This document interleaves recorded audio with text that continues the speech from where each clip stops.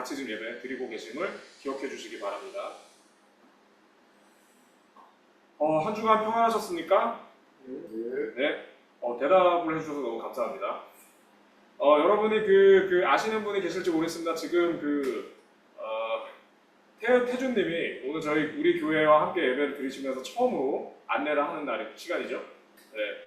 지금 수고가 많으신데요. 저희가 응원과 감사의 마음으로 박수를 한번 쳐드리면 어떨까 싶습니다. 네. 잘하고 계십니다. 네. 네.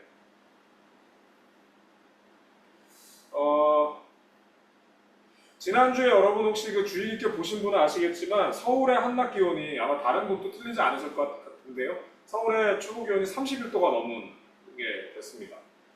이제 6월이 막 시작됐는데 31도가 넘어서면 7월과 8월에 도대체 한 40도를 넘어서는 것인지 갑자기 염려도 많이 되는데요. 한반도로 포함한 한반도 주변에 특히 바다의 온도 상승이 세계적으로도 굉장히 평균을 넘어서는 굉장히 우려할 상황이라고 하죠. 지난주 저희가 환경주의를 지나고 또 한 주를 살고 있는데요. 교회와 우리들 각자가 환경이라는 이름을 가지고 지금 현재 생명 살림을 위해서 어떤 관심과 실천을 생각해보고 또 하고 있는지에 대해서 좀 생각을 해보았으면 좋겠습니다. 아주 작은 것이라도 지금은 사실 바로 행동해야 될 때라고 생각합니다. 이것이 의미가 있겠는지 아니면 이게 내가 할 수 있는 건가? 이런 생각을 일단 좀 두시고 의미가 있다고 생각되는 것을 작은 거라도 먼저 실천해보는 게 필요하지 않을까 다시 한번 말씀을 드립니다. 예배 후에는 오늘 6월 전체 회의가 있습니다. 이 때문에 평소보다 좀 짧게 진행하기 위해서 오늘은 저에게 매주 주어지는 세 본문 중에서 특별히 한 본문을 선정해서 예배를 드리고 있음을 기억해 주시기 바랍니다.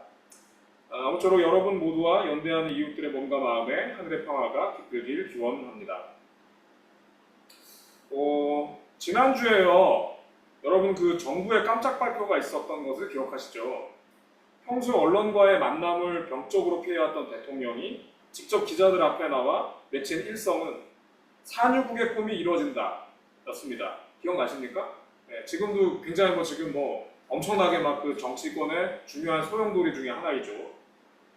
동해 광구에 140억 배럴의 원유 혹은 가스가 내장되어 있다라는 것이었고 이것은 대한민국이 4년 이상을 사용할 수 있을 만큼의 매우 엄청난 분량입니다. 이에 대해서 논란이 격해지니까 관련 외국 회사 연구원이 방한해서 직접 기자회견까지 했던 것을 아마 여러분 뉴스를 통해서 다들 알고 계실 겁니다. 산유국의 꿈. 그런데 대통령의 발언을 꼼꼼하게 생각해보면 뭔가 석연치 않은 점이 있습니다. 먼저 140억 배럴이 있다가 아니라 있을 가능성이 있다. 성공할 확률이 20%. 이건 5번을 시추하면 그 중에 한 번은 성공한다가 아니라 성공할 확률이 있다. 사실 외국에서 왔다는 권위자의 발언 역시 그렇게 말을 갖고 혹시 여러분 인터뷰를 보셨는지 모르겠지만 굉장히 확신에 찬 어조로 얘기를 하셨는데요. 그에 반해서 그 내용이라는 것이 사실 결정적 증거는 나오지 않았고 시추를 해봐야 안다 정도에서 크게 벗어나지 않는 것 같습니다. 산유국의 꿈. 그런데 현재까지의 실상은 사실 가정, 그리고 그 가정에 대해서 구체적인 내용은 없고 이어지는 질문에 대해 정부기관은 모두 기밀이다 라는 말만 반복하고 있죠. 근데 이렇게 기밀사항이라면 도대체 왜 대통령까지 나와서 발표를 했는지 사실 알다가도 모를 일입니다. 5천억 또는 그 이상의 비용, 이게 시추할 때 그 정도 돈이 든다고 하잖아요. 여러분 5천억이라는 게 상상이 되십니까?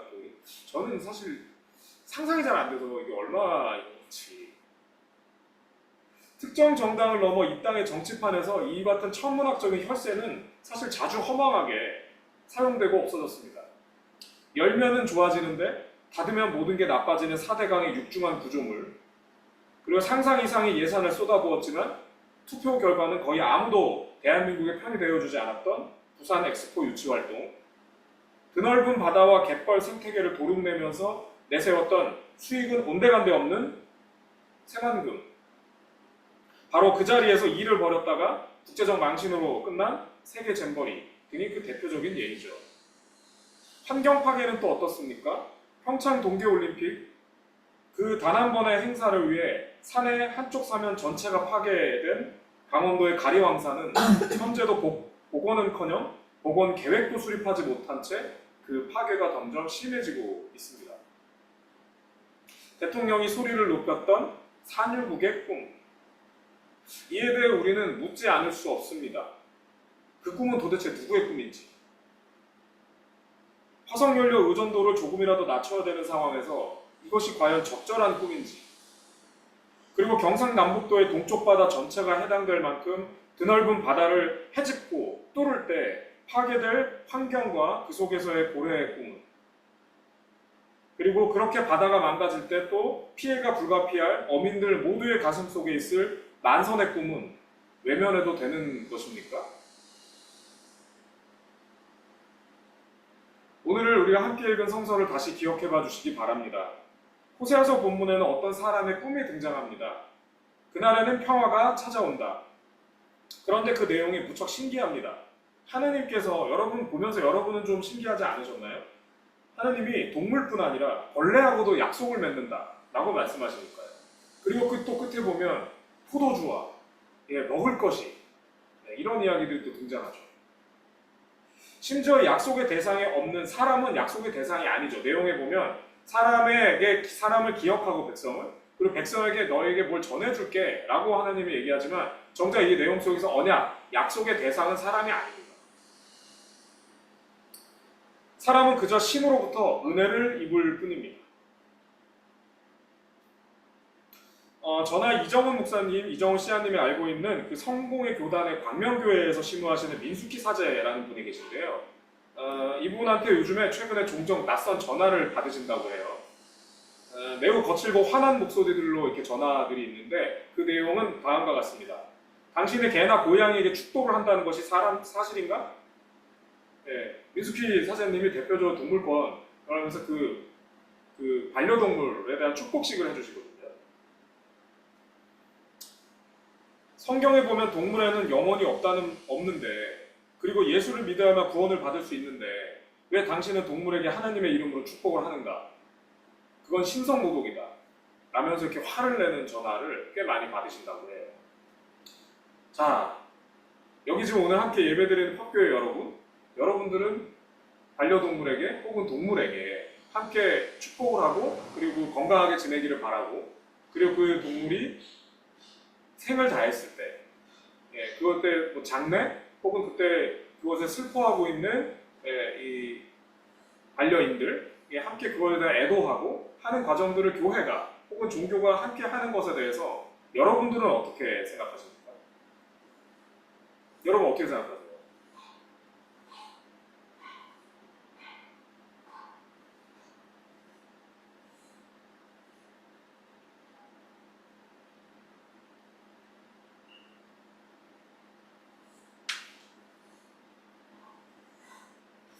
오늘의 본문을 포함하고 있는 호세아서는 사실 전체적으로 봐도 굉장히 묘한 글입니다. 목적이 선하다면 수단은 아무렇지 않다는 느낌의 호세아서 속 예언자의 언행은 가히 스토킹이 아닌가 하는 생각이 들 정도죠. 여러분 호세아서를 읽어보신 분은 아시겠습니다만 부인은 도망가요. 또 쫓아와서 데려옵니다. 부인이 또 도망가요. 또 쫓아와서 데려다 놉니다. 계속 그런 이야기가 막 나오곤 하죠. 이에 대해 일성서학자 마이클 카드는 퀴어 성서수적 12예언서 편에서 다음과 같이 평가합니다. 남편인 호세아는 신을 대신하고 자신을 거부한 고멜에게 강하게 집착하며 폭력적이고 위협적으로 호소한다. 이 같은 특징과 함께 호세아서는 극단적으로 상이한 이미지가 공존합니다. 한 곳만 바라보는 남편, 하나님에 반해 자유분방, 본문에서는 문란하다 라고 표현되는 아내 이스라엘, 강력한 이성의 중심적 언어 속에서 극적으로 대비되는 여성과 남성, 이토록 남성 중심적인 이미지 속에서 난데없이 젖을 눌려서 아이를 키운다 라고 얘기하는 11장의 또 여성 이미지, 여성 신 이미지가 또 등장을 해요. 이런 것들이 호세아서가 가지는 굉장한 어떤 극단성이라고 얘기할 수 있습니다. 오늘의 본문 속 내용도 그렇죠. 그리 일방적인 사랑을 말하다가 갑자기 벌레와도 언약을 맺는 신이라니 말입니다. 1성서에 등장하는 언약, 즉 약속은 고대 서남아시아 일대에서는 목숨을 걸고 하는 쌍무적 계약을 의미했습니다. 이행치 않는 쪽에 목숨을 거두어도 좋다. 내가 이 약속을 지키지 않는다, 나 죽여도 돼.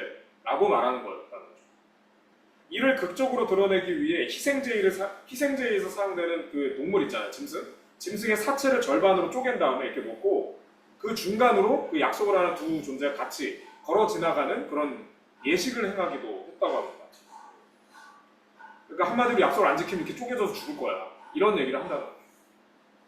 본문 속 하느님은 인간을 넘어 동물뿐 아니라 벌레와도 그 같은 수평적이고 쌍무적인 계약을 하자고 지금 우리가 읽은 본문에서 제안하고 있는 겁니다. 어떻습니까? 신적 존재가 이 정도의 퍼포먼스는 보여줘야 상대가 긴장감을 누그러뜨리고 계약서에 도장을 찍지 않겠습니까? 약속이란 앞서 언급했던 이 정권의 일방적이고도 알맹이 없는 선언, 모든 국민들을 대상화시킨 채 대통령이 홀로 주인공 되는 쇼는 아닐 겁니다. 약속이란 오늘의 본문처럼 다양한 존재들을 자신과 동등한 대상으로 인식하는 가운데 공존과 상생을 도모할 수 있어야 하는 것이 아닌가 생각해 봅니다. 하늘특 표기를 마무리하겠습니다. 지난주에는 또 현충일이 지나갔었죠.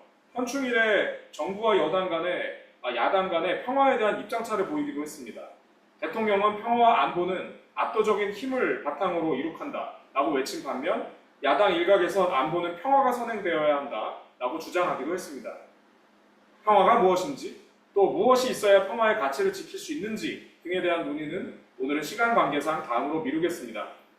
사랑하는 여러분, 적어도 오늘 함께 읽은 성서는 오늘 우리가 함께 모셨던 호세아서 본문은 평화란 다양한 존재들과 동등하게 맺는 약속이라고 말하는 것이 아닌가 싶습니다. 하느님께서 벌레하고도 동물하고도 그리고 그것을 통해서 포도주를 버려놓고 함께 축하를 할 수 있는 그런 친구가 되는 자리를 마련하는 것, 바로 그것이 평화 혹은 약속이 아닌가 합니다. 내 삶의 자리에서 만나는 무수한 존재들을 나와 동등하게 느끼고 그리고 그 존재들의 삶을 깊이 존중하면서 그 관계들을 지켜나가기 위한 약속과 실천, 평화는 바로 그 자리에서부터 시작하는 것이 아니겠습니까? 내가 뭔가 평화를 위하여 혹은 생명과 생태를 위해서 뭔가를 하겠다고 마음속에 다짐할 때 그 다짐이 실로 소중한 약속이 되려면 그 존재를 내가 수혜를 끼쳐준다 라고 느끼는 것이 아니라 나와 동등한 존재로 인식하며 그와의 관계를 약속을 내가 지킨다 라는 마음으로 참여해보면 어떨까 싶습니다. 바로 그곳에 진정한 평화가 깃들 것이고 그리고 거기서부터 평화의 한 걸음 시작되지 않을까 감히 말씀드려 봅니다. 평화란 그런 면에서 약속이 아닐까 싶습니다. 잠시 침묵하겠습니다.